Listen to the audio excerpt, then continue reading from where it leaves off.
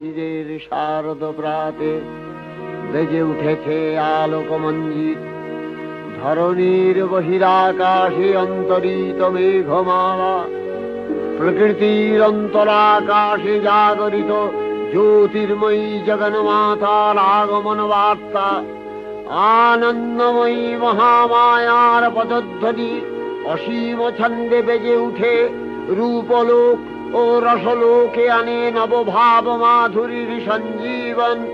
তাই আনন্দিতা শ্যামলী মাতৃকার চিন্ময়ীকে মৃন্ময়ীতে আবাহন। আজলো তো